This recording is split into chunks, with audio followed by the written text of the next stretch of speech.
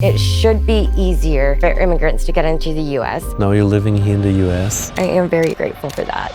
What is your American dream? Besides my brother, I'm pretty much the only person in my family who has gotten the experience to grow up in a developed country. What was your most vulnerable moment? August 2022, I was a pedestrian crossing the road and I was hit by a speeding car. Obviously passed out. I seriously almost died. I should not be here. So I'm left with this expensive hospital bill with no insurance, by the way. And Oh my God. he ended up cheating on me while I was going through all that. Still couldn't walk. Cheating is one thing, but cheating on someone while they're like on their deathbed, trying to recover their life back, like seriously about to fucking die, that hit different. What did you learn from that experience? And also from your boyfriend cheating on you during this time? Well, one, How expensive was it? I was only there for like, I think 14 days. Again, yeah, no health insurance. 333 plus thousand.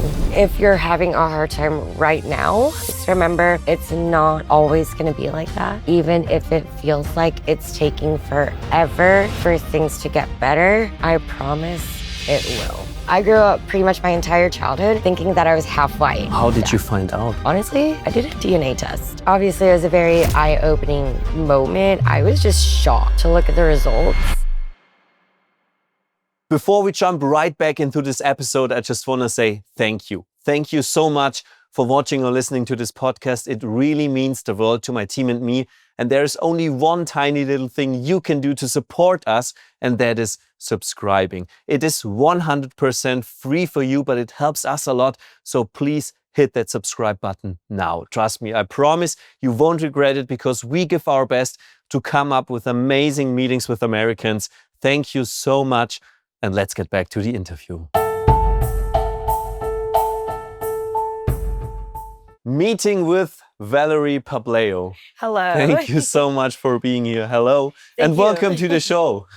Thank you for having me, Moritz. I'm honored to be here. I guess we're going to have a good conversation. Absolutely. I want to start with your childhood, Val. Where are you from? Well, funny enough, I was not born in America.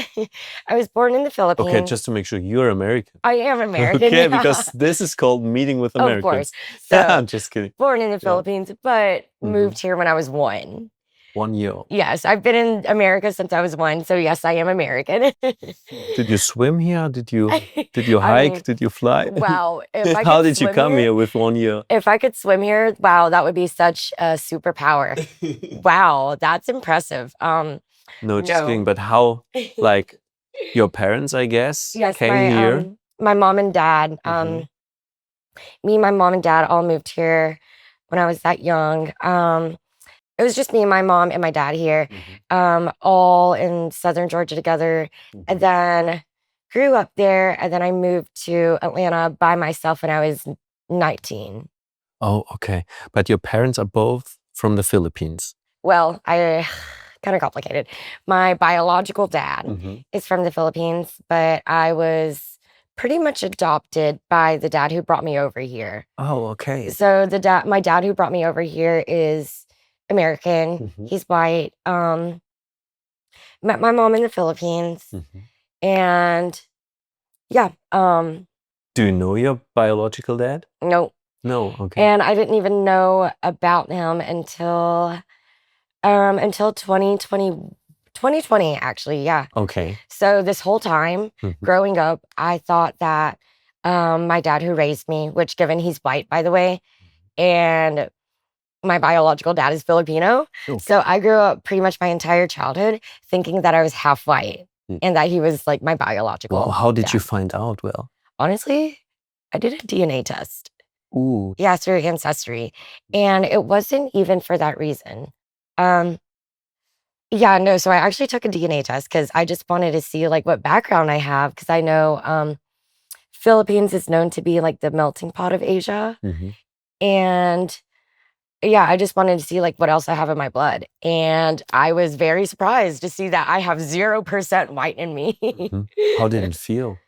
Um, Or first of all, why did you take the DNA test? oh, I was just curious to see like what else I have. Like, Okay. Mhm. yeah, what my background is besides just Filipino. Yes. And Mhm. how did it feel when you found out that you, like, your dad wasn't your biological father, I would say. Right. I mean, obviously, it was a very eye-opening moment. I was just shocked to look at the results.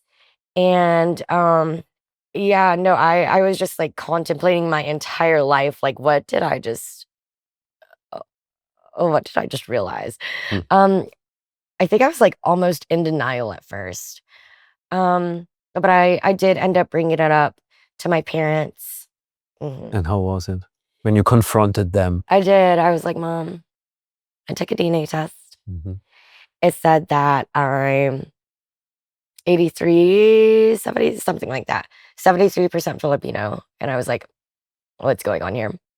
And we just had like a big heart-to-heart conversation. I mean, it was honestly a beautiful moment. Did you talk to both of them? I did. Not at the same time, but I did. Okay. Mhm. So first to your mom. Yes, yeah. What was her like first reaction? Was she surprised? She was very surprised, yeah. Yeah, it's not a conversation I was really like expecting to have or ready for. But I mean, it was definitely very eye-opening. I just can't believe that I found out something huge about myself that I just maybe kind of had an idea about, but just never wanted to believe. Mhm. Yeah, no, it was a very eye-opening moment. You said you had an idea of it. I had an idea that I might Was it a have been feeling in your adopted. gut, or I kind of knew because, like, I mean, I did grow up with a white dad, and obviously, I don't even look half white. But also, like, I think I was kind of in denial of it just because I know there's a bunch of people who are like half Asian but look full Asian just because like the genes are so dominant and so strong. Mhm. I don't know. I think I kind of had an idea that I might be adopted. I was just kind of in denial. Mhm. Do you have siblings? I have a half brother, a younger brother. Okay. Where is he living? He's still in Valdosta, like southern Georgia, Okay. where I grew up. But you know him and your friends We're are very close. having a Mhm. close relationship. Wow. And did you ever try to find your biological dad? I did. I don't know. I haven't found him. I looked on Facebook, Instagram, Google, blah blah blah, all the internet. Um, What did your mom tell you about him? um, not very good things. Yeah, I mean, I would like to try and reach out to him and meet him. Mhm. I'm just hoping that he would want to do the same back. Mhm. But I don't know. I haven't found him, so Okay. Mhm. And your mom doesn't know him anymore? they don't keep in contact. Yeah. No. Mm. And your dad, how did he react? We also had a very good, genuine heart to heart. Um, yeah, no, I definitely cried both times talking to my parents about it. Mhm. It was another very eye-opening, heartfelt story. Um, but honestly, like it's crazy because my dad told me that the reason he didn't want to tell me is because he was afraid that I would leave him if I found out that he wasn't my real dad or my biological dad. He was worried that I was going to leave him. I guess because like in his past, he's had kids who were not very loyal, not very good. And I think he just has like trauma from his past. But honestly, after like realizing that he adopted me, took me in, brought me to another country when he absolutely did not have to do all that, like really just makes me love him more. It's like, wow, you put in all this effort Hmm. to bring me here. Mhm. Like, yeah, no, I think it actually brought us closer. Your half brother, is he older than you? He's younger. He's younger. Mhm.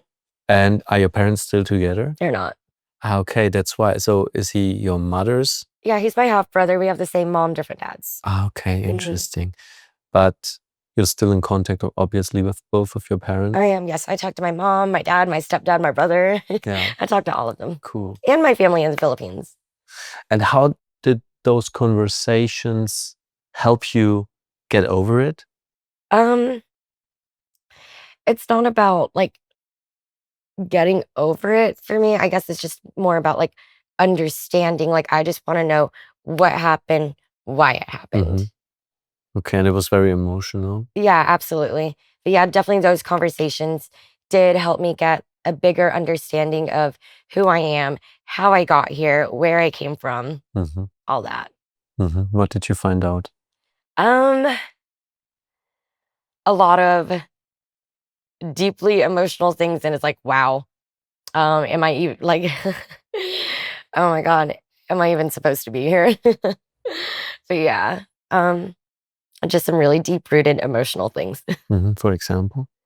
Um, kind of some things I don't really want to talk about. Oh, why not? It's kind of hurtful. Okay. Mhm. So now you're living here in the US. I am very grateful for that. I am. Well, what is your American dream? My American dream. Okay. Honestly, it's crazy to think about, especially because like I'm besides my brother, I'm pretty much the only person in my family who has gotten the experience to grow up in a developed country. So having the opportunity to be here, as I've gotten older, I've realized like how grateful I should be to not only be here, but to grow up here. Because I mean, like, we have all the resources we can get here, um, all the dreams. I think my dream personally, obviously, I think everyone's dream here is to be successful. I think for most people, it's about like building a business, a big business that everybody comes on to, wants to join, wants to be a part of. I think for me, I'm super into art, but more specifically, like performing arts, movement art, like yoga, acro yoga, modeling, acting, dancing, music, performing, That's a lot. all this stuff. And it's like, wow, I'm so happy to be here and have the opportunity to like chase all those dreams. And I've pretty much been here all my life. I didn't even go back to the Philippines until I was 24. Okay. Yeah. How was it when you came back When I went back to the to the Philippines. Philippines? Yeah. Oh, it was absolutely heartfelt, life-changing. It was the first time that I got to meet my family, first of all. But I mean, it was beautiful. My family and I, we bonded instantly. It was like, wow, oh my God. I'm seeing you in person. I'm talking to you in person. We actually got to spend time together. It was definitely a heartfelt moment. Like, wow, this is where I came from. This is the country I was born in. They showed me like the hospital I was born in. They showed me where my mom went to high school, where I would have gone to high school if I stayed there. And it kind of really makes me think about it a lot. Like, wow, how different would my life be if I had grown up in the Philippines, if we had never immigrated to America? Like how Feel because you say that not for the first time. Do you feel like an immigrant? I mean, technically I am, but it doesn't really feel like it because I've been here all my life. All your life, yeah. Yeah. It doesn't Probably feel like don't it. remember time until you like moved here. No, absolutely When not. you were a baby. Okay. And why was it life-changing to go back? Because I mean, I got to meet my family that I didn't grow up with.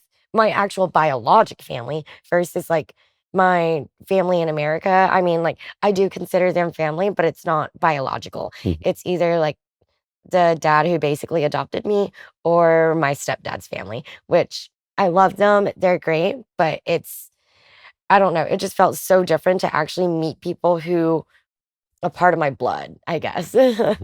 um, Not only for that reason, but also like where I came from, where I would have been if my parents didn't like put in the effort, make the choice to immigrate us, put in all that effort to immigrate us from one country to another across the world.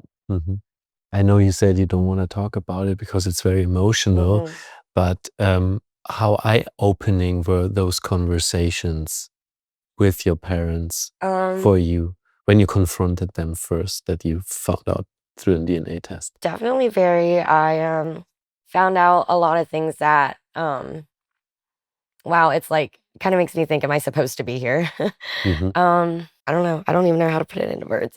What do you think is the purpose of life? The purpose of life? I think it's about like finding yourself, finding who you are, your passion, your goal, basically who you are as a person, what you're meant to do in this world, what you're going to put on this planet, how you're going to make a change in this world, how you're going to develop, grow, basically find yourself and change the world.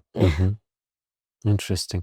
You said technically you are an immigrant, but you don't feel like being an immigrant. What is the downside of being an immigrant here in the United States? Let's see. I mean, I guess since I've pretty much been here all my life personally, I don't think I've experienced the downsides that a lot of other immigrants had. I think for me, it's just like more about feeling bad for other immigrants who are like not accepted here, which I understand if like people who are coming here illegally, like obviously that's wrong. That's wrong. I understand that it's unaccepted. But the people who are like here legally and still treated unacceptably, just it hurts personally because it's just like, damn, like I want to say I understand what they're going through, but I like don't fully, but like still like it kind of hurts. What do you think about immigration in the US? Like what's going on politically here? Yeah, so I think obviously it's hard for anybody to get in the US, even just travelers here, just coming here for fun. It's hard for them to just get a travel visa here, from what I've heard. I think that it should be easier for immigrants to get into the US. I mean, like, these people are putting in such an effort to have a better life, make their lives better. And I guess, like, if you want to put it like in an economic viewpoint, like from what I've heard, like immigrants are the hardest working people. They will make more money for the economy. I personally think it should be easier for immigration to be like legally allowed here. I mean, you visited your family back in the Philippines. Do some of them want to come here, plan to come here? They want to come here, absolutely. It's just not only is it hard to get to enter the United States, even with the travel visa, but I guess they just don't really have the money to get here and things like that. Which, given when I have the money, I would love to take care of them and love to like take them out and show them. But yeah, I guess we would have to figure out like how to like if they're even allowed to come in here, even just for traveling. And it's kind of crazy because like I want to go back to visit the Philippines with my mom soon, but my mom's not really. She's kind of backing out of our travel plan, mainly because even though we're citizens here, she's still scared about like just people like taking out immigrants. Like even the legal immigrants they're still taking out, which doesn't make sense to me. But did you talk to your mom about this? yeah. Yeah. And why does she have that fear? You know what? I don't know. I told her like, Mom, we're citizens. We should be fine. But I don't know. We keep reading stories, hearing stories about like legal citizens still getting kicked out or legal immigrants still getting kicked out. So what do you think is the biggest difference when it comes to life in the Philippines versus life in America? we have a lot more opportunities here, a lot more resources, a lot more money, better developed schools, healthcare, things like that. Definitely the biggest one I think is the money and the opportunities. And do you feel like if you compare your life to your mom's life, she came here with the age of? She was 24, 25. You were 1 year old and you were living your whole life. You got the opportunity to live your whole life in the US. Do you feel like you have to make something out of this opportunity? Yes, I do very highly believe in that. I'm given this opportunity, like God, the universe, like put me here for a reason. like like I said, I'm literally the only person in my family besides my brother who was born here, who was given the opportunity to like be from an undeveloped nation, but be migrated to a developed nation. Yes, I feel like there is a reason that I've been put here, and I definitely want to make the most of it. And it's crazy. Like, that's something I didn't really even think about until I was older. I think like growing up, I totally just like overlooked that or just took advantage of it. I'm like, yeah, whatever. But yeah, now it's like, wow, like there's a reason that like I'm put here. Mm-hmm. Cause like that didn't have to happen. I could have. And what do you think is Yeah. the reason? Honestly, like looking at where my life is heading now, I think two big reasons. One, I'm currently in one of the best nursing schools in the country. I do want to be a nurse, make a lot of money, and give back to my family. Mm-hmm. Treat them with things they've never had before. Maybe take them out the country, like let them travel, bring them here. Yeah, show them like, you know, new things they've never had before. Mm-hmm. And another reason, I don't know, man. I feel like I just have so much like energy and passion towards like I said earlier, like all this artistry stuff. Like I think that's my American dream. I want to be on stage. I want to perform. My biggest thing right now is aerial. Um yeah, no man, I don't know. I want to dance on stage. Like that's just so fun to me. I'm into chasing like all this like artistry hobbies and stuff. Seems like you're doing a lot. When in your life did you take the biggest leap of faith? The biggest leap? Mm. Moving away from my hometown. Oh, wow. I mean, I grew up in a really small country, rural area with nothing in it. I didn't grow up with much. I moved to the city of Atlanta by myself, no one to follow. I was like, man, I want so much more out of life. And After high school. after high school, yes. And what did you do when you came to Atlanta? What did I do? Let's see. I started, I think that's when I really started chasing the modeling and acting career I've been dreaming of. Like I started taking acting classes. I started booking all these photo shoots, connecting with photographers, blah, blah, blah, all that. Started taking aerial classes. I don't know, man. I just kind of started like trying all these new things that I never had in my hometown. Wow, it sounds like a lot. Well, what do you do for a living? I mean, you're going to college right now, nursing school. Is it college? Yes, right now I'm in college for nursing school. Mm. Well, soon for a living, I'll be working as a nurse. But as of right now, Mhm. school is taking all my time, and it's kind of hard to work at the same time as school, especially nursing school. How old are you? 26 So what did you do between beforehand. high school and starting nursing school? Mostly bartending. I did bottle service for a little bit, which was a lot of fun. I would do it again.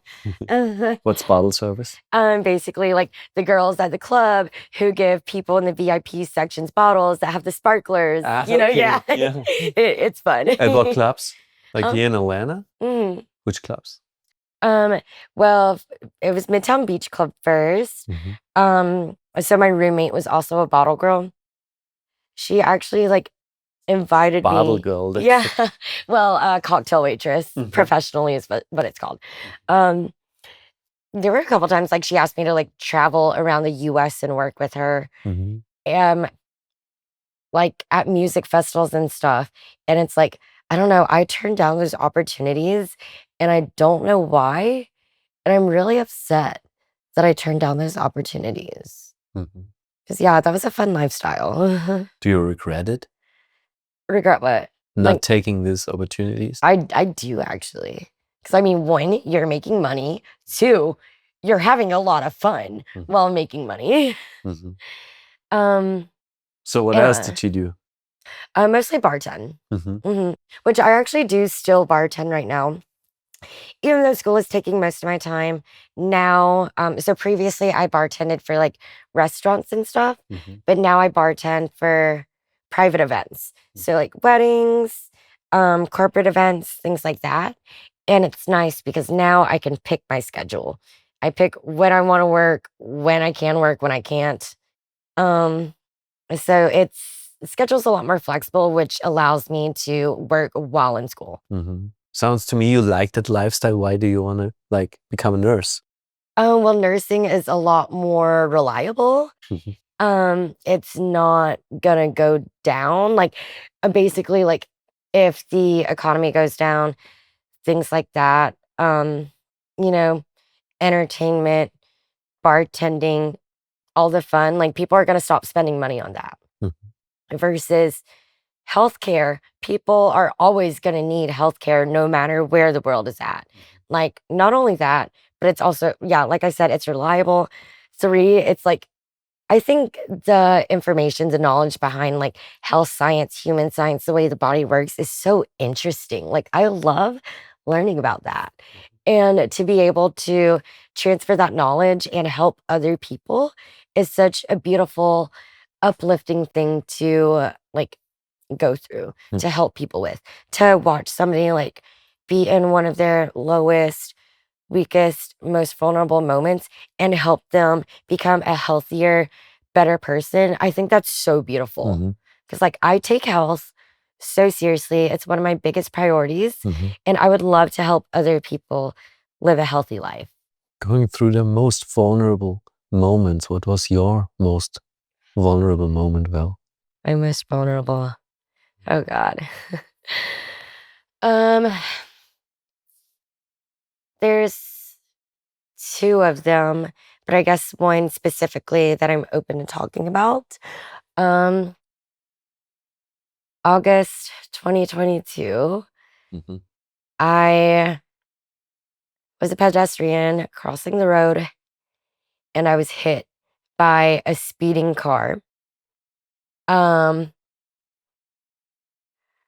Very, very close to here.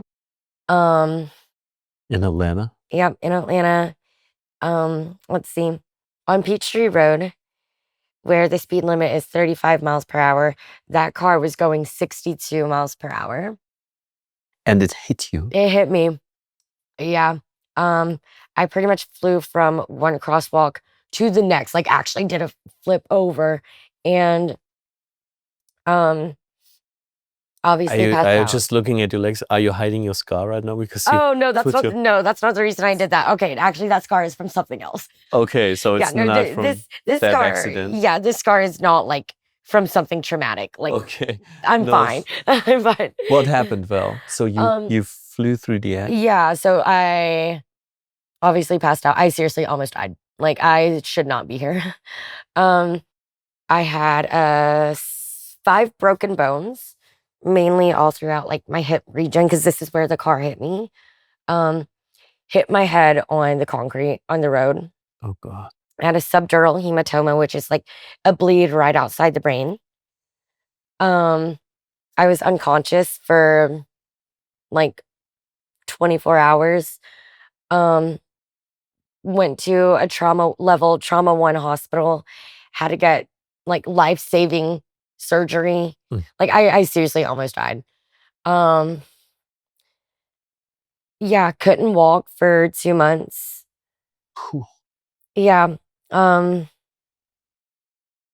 How did it happen? Like, did you cross the street? Was it daytime, nighttime? it was nighttime. It was after the bars closed. 2:30 a.m. Friday night, Saturday morning. Yeah. I'm pretty sure the driver's drunk. Because first of all, they didn't even stop. They didn't stop. They didn't stop. So I'm left with this expensive hospital bill, with no insurance, by the way. And Oh my God. yeah, yeah. Healthcare in America, the expenses are kind of fucked. Yeah, left pretty much in this moment where I almost died, and I'm having to pay for it. Yeah, They never found out who drove the car. Was he like? Of course, he was too fast. But did you cross the street at a crosswalk? We were at a crosswalk. And did you have green light or what was it? So we did jaywalk. So the story behind that, I knew it was fucked. It was a group of like, probably like 8 of us. Somebody in our group was like, oh, let's just cross, guys. Nobody's coming, blah, blah, blah. Let's just cross. But I mean, like, this person who said, let's just cross, isn't even from Atlanta. They just moved here from like Boston or like Massachusetts or somewhere like that. And so obviously they don't even know the city. And in my head, I was like, that's a bad fucking idea. But There was no like green light for you. yeah, no, it wasn't How do you call it in America? Because you have those signs, those symbols like walk and stop. We have green lights at the pedestrian crosswalks too. Yeah. What is it's it? considered jaywalking. Yeah. I knew it was wrong. Somebody in our group was like, let's just cross, guys. Nobody's coming. In my head, I was like, that's a terrible fucking idea. This is a 6-lane main road. Ooh, okay. Yeah. And there were like 8 of us. There were a lot of us. But everybody started going, and I'm like, okay, I'll just follow, blah, blah, blah. So biggest lesson, always listen to your gut instinct. I fucking knew better. Why did the car hit you? So the reason it hit me and nobody else, at first I did start to follow everybody, but then there was a car who sped, like, maybe not sped, but a car who crossed like in front of us, like while we were like still at the beginning of the crosswalk, like went ahead of us. And then like just instinctively, I was like, oh my God, we got to get across to the other side as fast as possible. Like, let's get out the road. Like, cause that car. So you started running. Yeah. So like even the car like didn't, like the first car didn't hit us. Like we're kind of far behind it, but I was like, we need to get out the road as soon as possible. I did look both ways. There was nothing coming. But like I said, that car was speeding pretty much almost double the speed limit. And yeah, so I started running, got in front of the group, and like I didn't see it. I looked both ways and I didn't see it. It came out of nowhere. And how do you remember that moment? Do you have any memories? I do remember. Yeah, right before it happened. I do. Vividly. Obviously when it happened, nothing at all. Yeah. No, I literally remember, like, I can still hear his voice in my head saying, like, let's just cross, and me being like, this is such a bad idea. Like, I didn't say it was a bad idea, but in my head, I was like, that's such a bad idea. But I kind of just like followed along.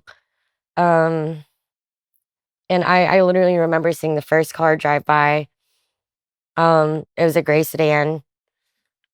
And well, I didn't expect you telling me at your most vulnerable moment you almost died. Literally. Yeah. So 2 months, you said you weren't able to walk? Not able to walk for solid 2 months. Yeah. And you were without health insurance at that? No health insurance. Oh my God. So what does that mean? I mean, how expensive was it? Okay. So I left the hospital when I was still unstable. I shouldn't have left early, but I was begging to go home. I was like, I don't want to be here. I was like, dude, I'm in so much pain, but you know what? I would rather be at home in bed in pain rather than here in pain. Why though? Like I don't know. I'd rather be like at home in my bed with my food. A more comfortable bed. Like I'm gonna be in pain regardless, but I would rather be in pain at home. So yeah, I was just begging to go home. Honestly, I regret that. I regret that decision hard. Why? God, because I was absolutely not okay. I needed to be taken care of. Not only that, but like, I think another very hard part about that is that I was in a long relationship with somebody, and we lived together. Like we were together for like, I think 2.5 years at that point. And I'm pretty sure like that put an even bigger turmoil in our relationship. And then like he ended up cheating on me while I was going through all that. Still couldn't walk. And it just made it even harder to recover. It's like another added thing that I have to go through. Yeah. And it's like, sure, cheating on someone is one thing, but cheating on someone while they're like on their deathbed, trying to recover their life back, like seriously about to fucking die, that hit different. So how long were you close to death? Yeah, if I didn't have surgery in time, I don't know how long it took me to get surgery. Like, I know that incident happened at 2:30 a.m. I think, Okay. yeah, So 2:30 you a.m. in the morning. were you going home from partying or? Yeah, pretty much walking home from the bars. Yeah. Mm-hmm. I can't remember exactly what time I got surgery or how long it took. Like from the medical chart, like I can't remember what time it said. I think it was just like a couple hours later. But I know if I didn't get surgery in time, like I would be gone. Yeah. So it all came together at your most vulnerable moment. Your boyfriend cheating on you. How did you find out? Oh, I found out through his phone. Ooh. Yeah. And then When you after were that, still in hospital or after being? it was outside the hospital. And at that point, like, I'm kind of wishing I just stayed in the hospital so I didn't even have to like see him or go through that. Or like maybe go through that, but maybe not know about it. I had a very, very strong support system, not only from my family, my close friends, but even people that I haven't even talked to in years, people that I haven't talked to since high school, people that I've never even met before, but just heard about the story through either my friends or like friend to friend, like mouth to mouth. Like I had such a strong support system, and I really do think that helped me. It definitely helped my mental health, but I'm like, I think it did help relieve a little bit of the stress and help me like want to push to like fight for my life back a little harder. What do you think is the most important in those critical moments? The most important? I mean, Yeah, is it the people? that's a big part of it. I think so. Like after going through that, I can really see how much having a support system can really help you in life, like really just help you have hope in life. Because like at that point, like if I didn't have a support system, I think I would just give up and like just not care if I died. But like having a support system like that, like it just made me want to push hard to keep going and to like fight to recover my life back. What did you learn from that experience? And also from your boyfriend cheating on you during this time? I learned that I don't think I want to live with a partner again unless we're talking about getting married. Because I mean, we lived together and yeah, like I said, he cheated on me during all that. And he would bring the girl over that he cheated on me with to the house while I was still recovering through this like near death moment in my life. To the house where you both lived Yeah, to together? the house where we both lived in. And you were at home? While I was at home, he would bring the girls to the house. And yeah, well, I still couldn't fucking walk. So I don't think I want to live with someone with a boyfriend again unless we're like talking about marriage. And I think another big thing that I learned is generosity and really being there for people. Like I said, I had such a strong support system and like people were so giving and so caring. Like even people that I didn't know that I had never met, people that I hadn't talked to in years, people that I maybe met like once. Like everybody was so giving, so kind, so caring. And it really just like taught me the value and just like how much generosity can like mean to other people. So I think like after that, I've been a much more like generous, caring, giving person to other people. And especially not knowing when the last time you see someone could be. Because I mean, that instance just happened out of nowhere. Like it, people thought it was seriously like my last moment. Like The people who were with you? Not only the people who were with me, but the people who like knew I was in the hospital, heard about the story. It's like they seriously thought that like I was about to go, that they weren't going to see me again. So it's like you seriously never know when it's going to be your last time seeing someone. And the people who were with you, what did they tell you about the accident? Or is there video footage of it? Yeah.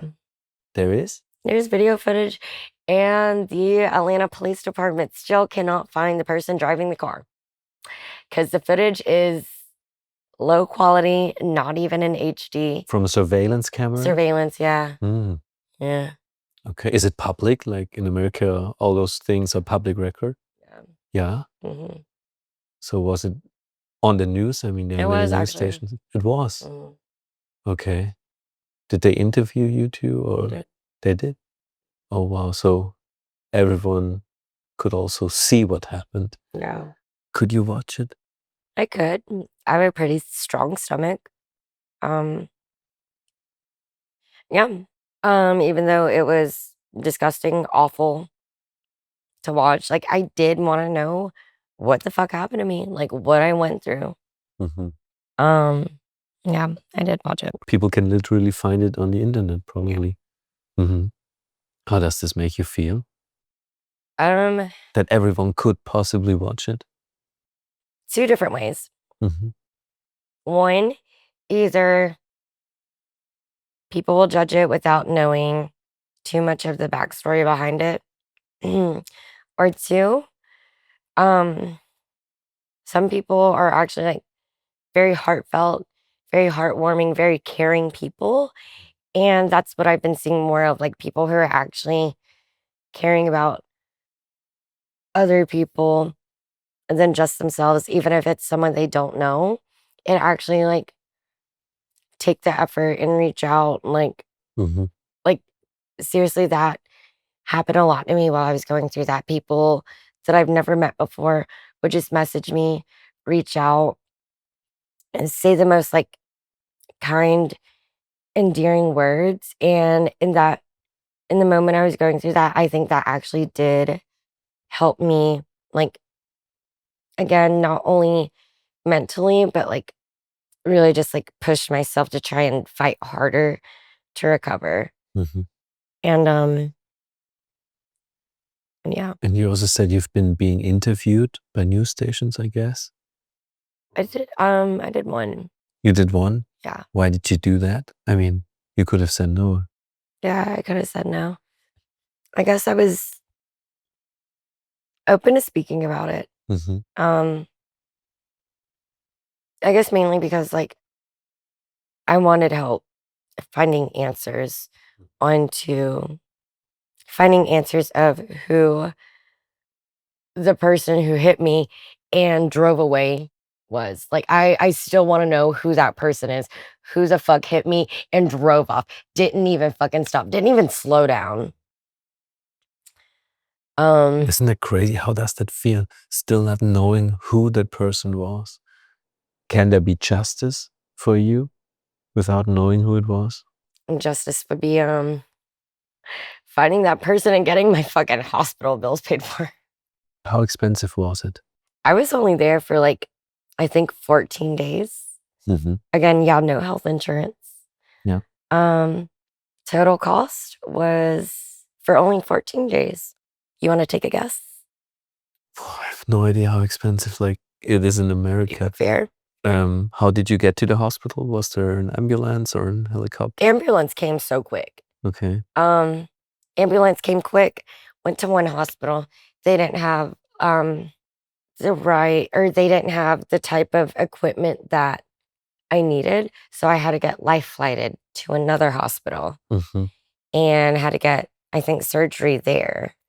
And then there's the surgery, transport. I have no idea, to be honest. Yeah. It was 6 figures. It was 333 plus thousand. Oh my God. Yeah. For only 14 days. So you have to pay that because you have no health or you insurance. have had no, do you have health insurance now? I have health insurance now. Okay. So how did you pay $333,000? thankfully, the hospital that I went to, like they gave a discount. Like if you don't make enough money, um, meet certain qualifications, they For example? basically, I can't remember exactly, but I know one of them is like not making enough money. Um, you can qualify for like a financial aid discount. So thankfully that took off most of it. How much? I think after that, I still owed like 20 something $1,000, which in comparison, 20,000 compared to 300,000 is like barely, I mean, I want to say barely anything, but it's still a lot, but Okay, I'm glad to hear this because the first number was insane. insane. Yeah, for only 14 days. Hmm. Yeah. How did you pay the rest, like the Oh, 20 something K? I still haven't. Hmm? I still haven't. Ah, you still haven't. So it's basically that right now. Yeah. But you have to pay it back someday. Like, basically like payments, payment plan. And what efforts do you like take to try to find out who it was, the driver of the car? At the time, I was calling the Atlanta Police Department very often to try and get more answers. Like, hey, what did you guys find out? Blah, blah, blah. Was it his fault? He was going too fast, of course. I get it. But- get it. He had the green light. Yeah. But one, he was speeding Yeah. almost double the speed limit, which I get it. Sure, we were jaywalking, but because he was going so fast, Or I she, couldn't we even- don't know. Yeah. I'm just like, because it was going Far. so fast, I didn't even like, I couldn't even see it coming because she was going so fucking fast. And yeah, in Georgia, technically, like even if someone's jaywalking, like even if someone's jaywalking, if they get hit, it's still the driver's fault. Oh, okay. Yeah.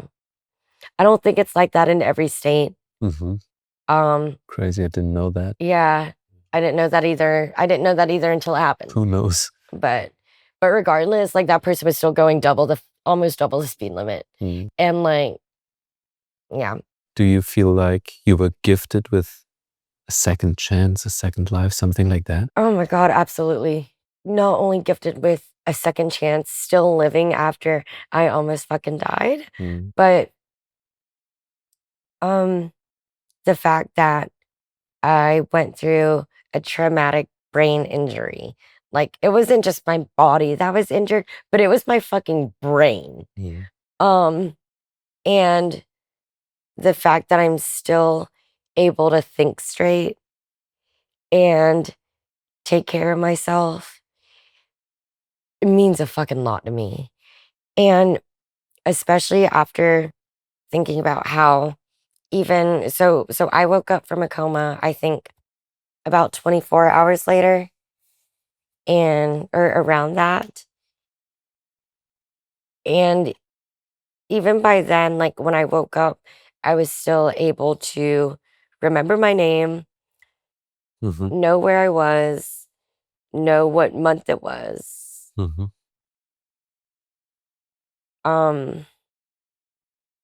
Even the fact that I was like able to remember my own name, like says a lot.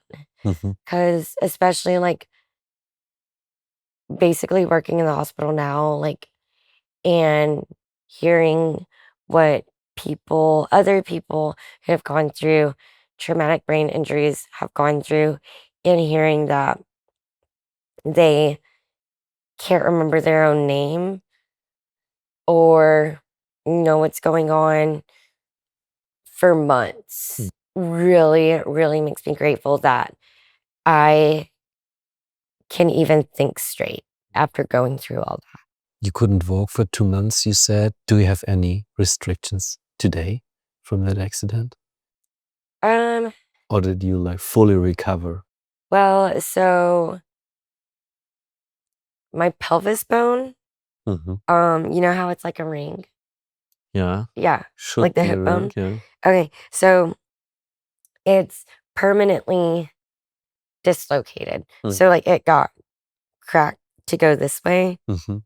because it's like this, it went this way. And now it's just like permanently like that. Like the bones just kind of like morphed in the Does it hurt? Do you edges. have to take any drugs or No, something? it doesn't hurt. Yeah. It doesn't hurt. I'm walking fine. Mhm. All I know is that my hip is like a weird shape now. Mhm. But I mean, I don't know. I think I'm fine. Okay. So that's the only restriction from it? That and I had to get head surgery Hmm. to drain the blood that was bleeding out my head. So they had to shave half of my head. Mhm. And now there's a big scar that runs along the side of my head. Okay. But it's covered by your hair. It's covered, but if I put my hair up, you can sometimes see it if it's like Okay. Yeah, leaning a certain way. yeah. Which I guess like isn't that big of a deal in comparison to like Regarding the fact you could have died, yeah. yeah. What do you want to make out of this second chance? Oh yeah. I mean, I'm extremely thankful to still be here after that. And I mean, like that really does show me there's a reason that I'm put on this earth. There's a reason that I'm still living. I think that I have a lot of life goals, things to give to this world that I still need to fulfill. Mhm. For example?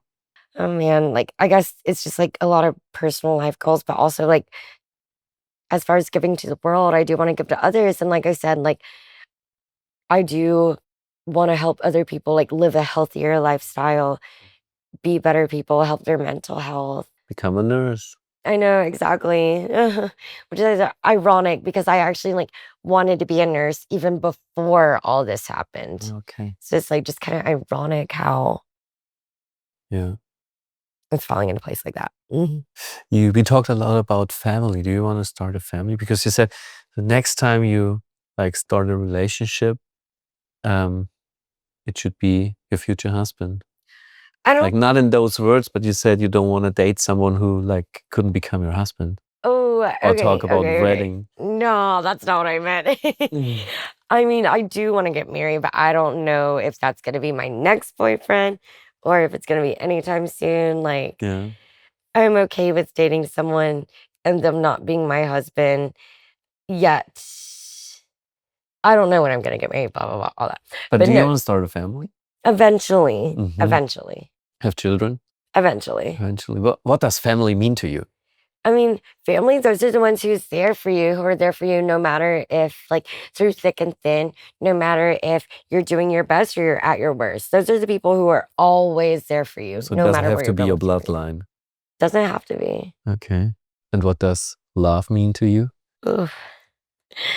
I guess that could be pretty similar. I mean, it's like someone, I guess for love, it's like someone that you give your all to, Mhm. someone that you do everything for, you like are super comfortable being around. Like you're just fully yourself with. You're so comfortable around them. Like you just give them your all. Mm-hmm. And it's like, and they just make you the happiest you've ever been. You make them the happiest they've ever been. Mm-hmm. Things like that. And do you feel loved? I do. My friends and family. Mm. I do. Jumping from love to sex, can it be separate for you or I think so. you think so? I think so. Do many Americans think so? That, I don't know. I can't really speak for other people. Mm-hmm. I'm pretty sure yes, because I know there's a bunch of Americans who have sex with people they don't love. Okay. So do you, if you can separate. What do you mean? Like you said, you can separate love and sex. I can separate it, but I guess it's like, yeah, it's like I said, love is when like you're fully comfortable around someone, like you're just so happy around them, like you're there for them no matter what. Mhm. And it's like, yeah, you could just like fully be yourself around them. Mm. And with sex, I think it's just more of like an attraction thing. Like you obviously you could have sex with people you love, of course, but it's like You can, yeah. I don't know. I guess that one goes both ways. It's like sometimes you're attracted to people that you don't love. Mhm. Yeah. How is your sex life? My sex life is great. It's great. Okay, I want to know Wait, do we more. have to talk about this? No, we don't have to, but I'm just asking you about it. What about it? How is it? How would you describe it? Let's see. I would say it's great overall, but honestly, ever since I've started school, nursing school, it's been kind of dry.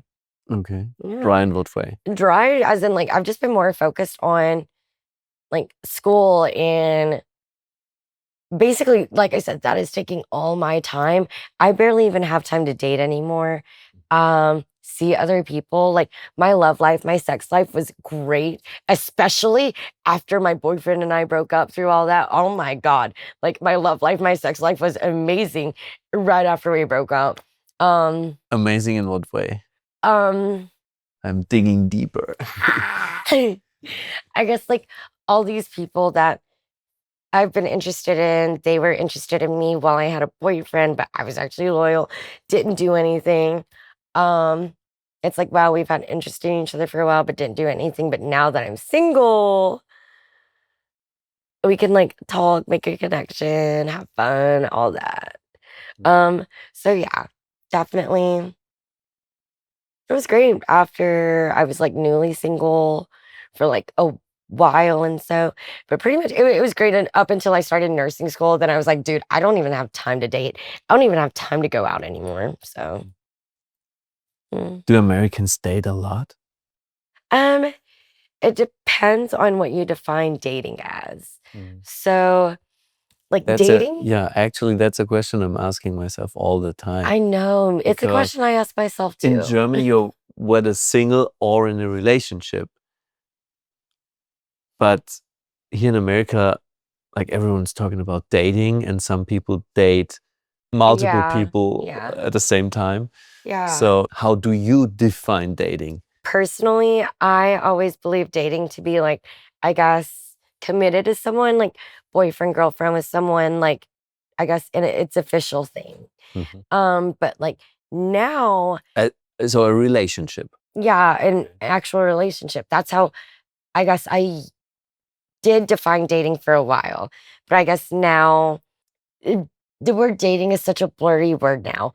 Because now it's like people will say like we're dating, and then one person's like, no, we're not dating. Oh, okay. And it's like, I actually had those conversations with people I thought were in a relationship, and one of them were saying, yes, we are. The other one, oh, we're just dating. Or yeah. the No, same way you it's described confusing now. So I guess some people like see it more as like casually dating, which I guess I would define as like just seeing someone, hanging out with someone, getting to know them romantically, sexually, all that. But are you only exclusive to someone if you are in a relationship with them, or can you be exclusive also while you're just dating? I think that just depends on the person. Yeah. And that's why Do people talk about that? Honestly, no. But okay, personally, I think the talk is so important. Yeah. Because that's where you discuss boundaries. What's okay, what's not okay. It's like, I mean, yeah, the what are we question is so important. But I mean, like if you're seeing someone, whether like you want to be official or not, I think the talk is so important. Just to know like what's okay, what's not okay, what's gonna hurt somebody's feelings, what's not.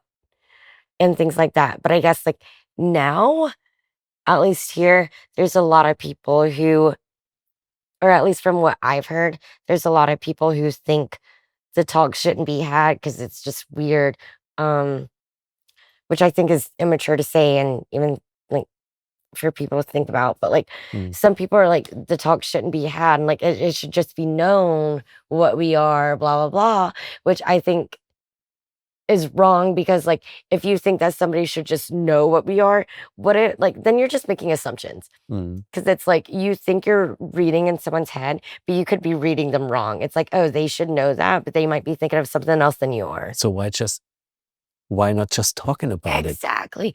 I think that talk is so Communication is key in relationships, I would say. Yep, I agree. Interesting. I agree. Well, what do you think, besides of that, has to change in America? I mean, we Okay. talked about health insurance, and I wanted to ask the question too. I mean, it's crazy here in America. How would you describe it? Yeah, health insurance is a big thing. I do think that we should have universal health care. Mm-hmm. I mean, and I'm not saying that because of the experience I went through, blah, blah, blah. Like, I've always believed in this. I guess, like, maybe that's why I'm becoming a nurse because, like, personally, I want everyone to be healthy. I want everyone to have the care they deserve. Like, even if it's like tax money coming out of my pocket, blah, blah, blah. Like, I want everybody to get the health and care that they need and deserve. Like, I think that should be given to everyone. Like, I think it's such a messed up system to have only people who can afford it get health care. And just leaving the ones who can't afford it, like, out. How much do you now pay for your health insurance? Honestly, it's not a lot. It's not a lot. Personally. But, like, so I pay $50 a month, which is actually a really good deal. Okay, cool. Compared to other people. And it's crazy because, like, some people are, like, paying, I think, $200, $300, $400 a month. And they're like, oh, yeah, I'm getting a good deal from my job, blah, blah, blah. And some people are like, I don't know. But the same people who are paying $200, $300, $400 a month for health insurance are the same ones who are saying that we don't need universal health care, blah, blah, blah. It should be a choice. And it's like, if we had universal health care, we'd be paying so much, blah, blah, blah. But guess what? Like, we are paying more than any other developed country for health care. What else has to change? What would you change if you would be the president of this country one day? What you couldn't be because you were not born here, right? You have to be born if you want to become president. It's okay. I don't want to be a president. Okay, it's okay. I know. Okay, well, to put it at a light note, I think that the U.S. should use the metric system. I think it makes more sense. And like, I think the metric system makes more sense. I mean, come on, you go 10, 100, 1,000, like, instead of like inches to feet, like, no, like, I think the metric system makes so much more sense. And the 24-hour clock instead of AM, PM, and Celsius instead of Fahrenheit. Like, come on, 0 to 100. That would make my life here a lot easier. Yeah, come on, like 0 to 100. Because I do those cold plunges every morning, and it's like 38 degrees. That would be hot in Celsius. I know, like, it's yeah, in Celsius would be 3 degrees. It's pretty cold, I would say, but it sounds like it's warm. Yeah, which is not true. Okay, what else? Well, oh, I think soccer and football should switch names. Why? Come on, like, why are we calling soccer instead of football whenever they use their feet, and everybody else in the world calls it football? And it just makes so much more sense. Why are we calling, like, our version of football and they don't even use our feet? What do you think about the FIFA World Cup coming up? I'm so honored that it's coming to not only the U.S., Mexico, and Canada. Yes, like, literally 3 pretty countries. much. Yeah. And it's the biggest tournament ever. I know, but it's like coming to this city. It's coming to Atlanta. Yeah, there are 8 games, 1 semifinal. I'm so proud. That is cool. I'm so honored. I'm so excited to go to the Mercedes-Benz Stadium for the FIFA World Cup. Wow. I hope Germany plays here. Maybe against the US. I don't know if it's possible. I didn't see the draw. That would be sick. What do you think about the Second Amendment that allows everyone to buy and carry firearms, guns? Good question. Honestly, I'm not with it. I'm not with it. I mean, like, a lot of people here are like, yeah, let's make the gun laws more lax. Like, if criminals are going to get guns, then we should get guns to protect ourselves, blah, blah, blah. I get what you're trying to say, but look at how much worse it's gotten ever since we've made the gun laws more lax. Like, people want to say it's about mental health, blah, blah, blah, but it's like, dude, you could have a normal person buy a gun legally while they're normal, but anybody can go into a psychosis state, a psychotic state of mind, have a mental breakdown at any point, even if they were a normal person before, and you just don't know like how crazy they're gonna go. But like, I mean, think about it. You make guns legal, and obviously, like more people are getting guns. The higher amount of guns there are on the street, the more likely a shooting is going to happen. That's just how probability works. Like the more guns that are on the street, the more likely it's going to happen. Like a shooting is going to happen. And think about it. Like the amount of shootings has gotten worse over the years. Like that the gun laws have gotten more lax versus like, I mean, I think the first big school shooting that shocked the US was Sandy Hook's in 2012. That was like the first big one where everybody was like, whoa, what's going on? Like, we never heard about like anything like that before. Like, not many people have like heard about that. A school shooting happening. Now it's like almost every fucking day I read about it on the news. Now that we have made the laws more lax and it's like, oh, everyone needs to have one, blah, blah.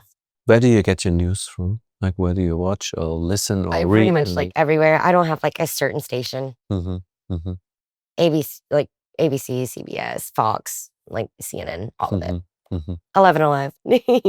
That's crazy because you mentioned Fox and CNN and they are like drifting further away from each other. I listen to both. I don't pick sides.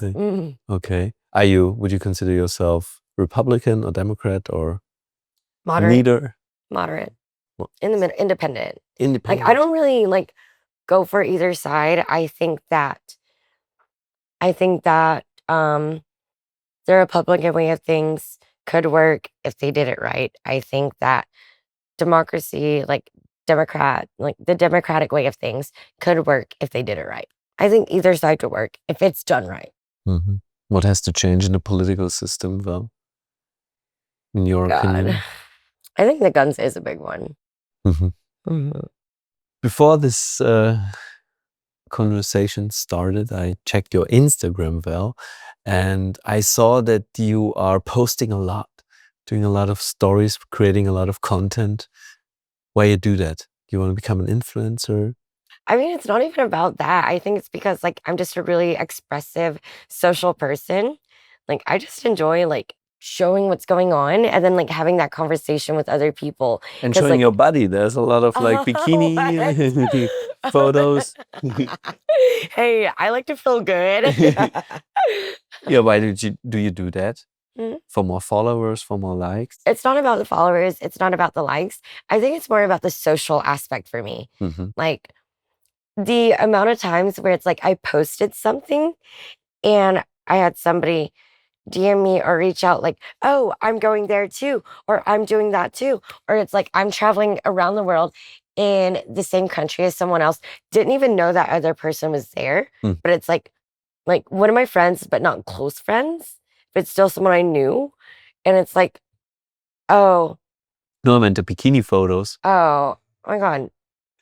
I don't know. I think I just like to feel good. Interesting, because I thought that most people would do it for the fame, like the likes and the followers. Okay, most people maybe, but I'm not a basic ass bitch. No, personally, like I like the sociability from it. I think I'm just a very expressive, outgoing person. Like I want to show who I am, and it's not for the attention. Like I just have a lot of energy and I just want to show it. Do you get to know people through social media? Yeah, actually, yeah. And it's like, you'd actually be surprised the type of connections you make and things like that. I think the craziest thing is when I was traveling by myself in Bali, I posted on my Instagram notes, and I rarely use the Instagram notes feature, whatever. But I was like, I've never used it. Yeah, I rarely ever use it. But I was like, I posted on it. I was like, Sabaya tonight. And this person. Is it a club there? Yeah, it's a club in Bali. I think so. Yeah. I guess I remember it. Nice. Yeah. You know what's up. Yeah, this person that like I worked with once before. Like, we weren't like super close. We've only met like once or maybe twice through work and stuff. But he was like, oh my God, I'm going there tonight too. And then we ended up meeting up, like combining like our friend groups together. Had a great night. What are the odds? Like, we're both here in the same country at the exact same place, halfway across the world at the same time. And it's like, we wouldn't have known that if That's crazy. I hadn't posted that. I think social media, like through social media, we're all closer together. I mean, I could talk to you, I could FaceTime you literally Yeah. every single day. Yeah. So see your Instagram stories, what's going on in your life, Mhm. even though, I mean, right now I'm here, but there Mhm. would be an Atlantic Ocean between us. Yeah, I know. Like, I seriously love social media. Like I love the conversation we're having, all that, blah, blah, blah. But I know, yeah, soon, like you said, you'll be across the Atlantic Ocean, but like through social But I'm media. coming back, of course. Yeah, but we'll still be Meeting with able, Americans. we'll still be able to stay connected. Mhm. And it's like, I guess for me, even if I don't talk to somebody in years, if I find out we're at the same place at the same time, I'm gonna message you like, oh my God, what are you doing here? Like, Yeah. I don't know. I think, I just love the sociability of it. But one day you could be famous and there could be so many people wanting to see you, reaching out to you. Do you want to become famous? It's not something like I want or look for. It's like something I wouldn't mind. It sounds kind of fun. Mm-hmm. It sounds fun. It's not something like I'm chasing, but if it happens, sure. How do you look at your future, Val? Well, one, I'm trying to finish nursing school and become a nurse. Two, I really want to excel at all of the hobbies that I'm passionate about. Like, I think that's like my biggest goal is to just be good at all of my hobbies Mm-hmm. and just find new hobbies and excel at them. Cool, Val. Thank you so, so much. I think you were so open throughout this conversation. You've gone through, yeah, a lot of hard times, I would say, drama. But I feel like you're very optimistic. You're very positive. Talking about all your hobbies, all the things you want to do and achieve in your life. What would be your advice to people who are having a hard time right now? Yeah. If you're having a hard time right now, just remember it's not always going to be like that. Even if it feels like it's taking forever for things to get better, I promise it will. Hmm. And I mean it when I say that. I didn't really like, this is the other traumatic thing that I didn't really want to bring up earlier, but I was like to the point where I wanted to end it, like depressed um a long time ago. And I was like at that breaking point where I just wanted to stop trying, stop going. I just wanted it to end for like a solid 2 years at least, at least. And the thing that kept me going Mhm. was to just tell myself, like, even though it's hard right now, it's not always going to be like that. And even though I wanted it to end years and years ago, now, in this moment where I'm at now in life, I'm so fucking happy I'm here. Like, I love my life now. Like, I'm happy that I stuck through it. So I want to give that message to other people. Even if you think, like, even if you are going through a hard moment and you feel like you've been fighting it for so long, it's not always going to be like that. Like, I promise it's going to get easier, it's going to get better, and it's going to be worth it. Wow, thank you so much for sharing this, Val, and for showing your vulnerability. I'm sure people who will listen to this podcast will be inspired by what you just said. And yeah, I'm glad. Like, I really do hope that helps other people, shines it bright. light in their tunnel. Thank you for opening me up about it, for getting me to express it, getting me comfortable with sharing all these things. Thank you, Val. We have this closing tradition on our podcast, and it's basically like you, as our guest, can leave a question in this little book for our next guest without knowing who it will be. And the question for you would be, what is the number one quality you want to be remembered by after you die? Oh man, good question.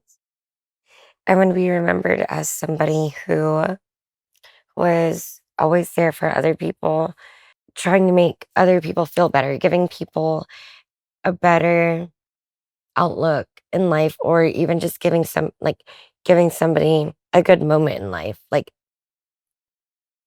I guess helping other people feel better and feel happier, even if it's just for a moment. You made me feel happier Stop about this it. conversation. Thank you so much. Meeting with Americans, meeting with Valerie Pableo. I wish you all the best. I wish you the best. Thank you for being on this show. Thank you for having me, Moritz. Moritz Nuss. Yeah, you can Am say I saying news. this right? In Germany, it would be noise, because EU is like pronounced oi, but in America, EU like use. See, I want to say the Use German way. me. I want it to be authentic. That would be Moritz noise. Moritz noise. Noise, exactly. Noise. But Moritz news is fine. Yeah, Moritz noise is American, sure, but like I like the authentic way. So cool, I appreciate it. Moritz noise. Noise. But for all those Americans or English-speaking people out there watching, news is totally fine. Or just Mo. My nickname, Mo. Thank you, Val. All the best. Thank you, Mo.